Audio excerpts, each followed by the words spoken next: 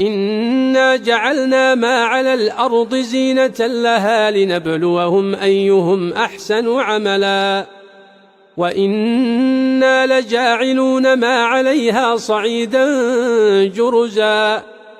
أم حسبت أن أصحاب الكهف والرقيم كانوا من آياتنا عجبا إذ أوى الفتية إلى الكهف فقالوا ربنا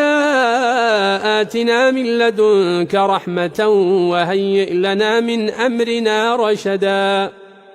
فضربنا على آذانهم في الكهف سنين عددا